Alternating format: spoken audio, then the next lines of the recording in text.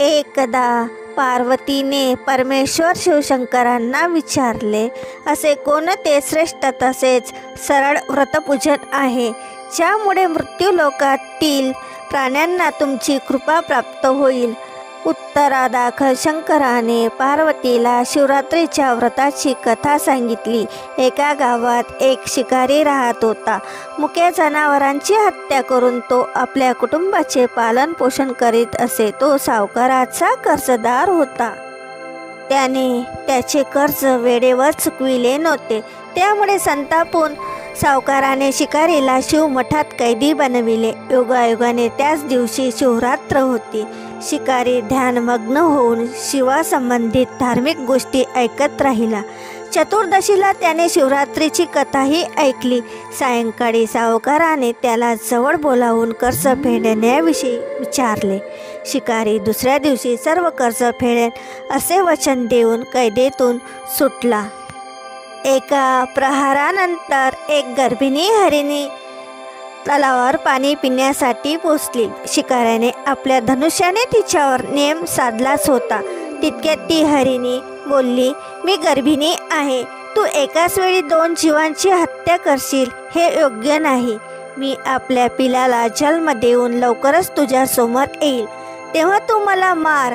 शिकाऱ्याने धनुष्य बाजूला ठेवले आणि हरिणी झाडाआड लुप्त झाली. काही वेळाने दुसरी हरिणी तेथून निघाली. शिकाऱ्याच्या आनंदाला पारावर उरला नाही. त्याने तिच्यावर नेम साधला. हे बघून त्या हरिणीने त्याला सांगितले की, हे पारधी, मी एक कामातुर विरहिणी आहे. आपल्या प्रियेच्या शोधात भटकत आहे.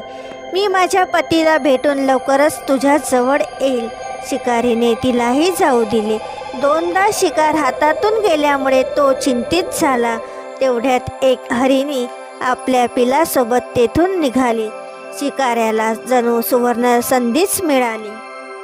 त्याने धनुष्याला बाण लावला आणि बाण सोडणार तेवढ्यात ती हरिणी बोलली, हे पारधी, मी माझ्या पिलाला त्याच्या वडिलांकडे सोडून लगेच येते. यावेळी तू मला मारू नकोस. शिकारी हसला आणि म्हणाला, समोर आलेली शिकार सोडून द्यायला मी काही मूर्ख नाही. याआधी मी 2दा शिकार गमावली आहे. माझी मुले तहान भुकेने व्याकुळ झाले असतील. उत्तरादाखल हरिणी म्हणाली, जशी तुला आपल्या मुलांची काळजी वाटते आहे तशीच मलाही वाटत आहे. त्यामुळे मी फक्त काही काळ तुझ्याकडून जीवदान मागत आहे. माझ्यावर विश्वास ठेव, मी लगेच परत येईल. हरिणीचा तो व्याकुळ स्वर ऐकून शिकाऱ्याला तिची दया आली. त्याने तिलाही जाऊ दिले. शिकार न मिळाल्यामुळे तो बेलाच्या झाडावर बसून बेलपत्र तोडत खाली फेकत होता. काही वेळाने एक धष्टपुष्ट मृग त्या रस्त्यावरून जात होता. आता या मृगाची नक्कीच शिकार करावी असा विचार केला. पण त्याच्यावर नेम धरला असता मृग दिनवाण्या स्वरात म्हणाला, हे पारधी, जर तू माझ्या आधी 3 हरिणींना मारले असेल तर मला मारण्यातही वेळ करू नकोस.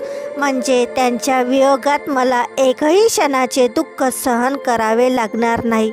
मी त्यांचा पती आहे आणि जर तू त्यांना जीवदान दिले असशील तर मला काही क्षणासाठी जीवदान देण्याची कृपा कर.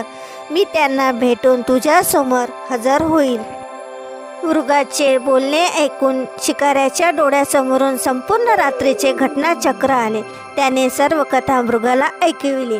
तेव्हा मृगाने सांगितले, माझ्या 3ही पत्नी येथून वचनबद्ध होऊन गेल्या आहेत. मात्र त्या माझ्या मृत्यूनंतर आपल्या धर्माचे पालन करू शकणार नाहीत. त्यामुळे तू मला आता जाऊ दे. मी त्यांच्या समवेत तुझ्यासमोर हजर होतो. उपवास, रात्रीचे जागरण तसेच शिवलिंगावर बेलपत्र चढविल्यामुळे शिकारीच्या हिंसक हृदयाचे निर्मळ हृदयात परिवर्तन झाले होते. धनुष्य त्याच्या हातातून निसटले. शिवाने त्याच्या हृदयात बदल घडवून आणला. त्याला आपल्या भूतकाळातील कर्माचा पश्चाताप झाला. थोड्याच वेळात मृगसह परिवार शिकाऱ्यासमोर आला. या प्राण्यामधील प्रेम पाहून शिकाऱ्याच्या डोळ्यातून अश्रू व्हायला लागले. शिकाऱ्याने त्यांना न मारता आपणही मुक्या प्राण्यांची हिंसा न करण्याचे ठरविले. देवलोकातून समस्त देव ही घटना बघत होते. घटनेची परिणती झाल्याबरोबर देवी देवतांनी फुलांचा वर्षाव केला. तेव्हा शिकारी तसेच मृग परिवाराला मोक्षप्राप्ती मिळाली.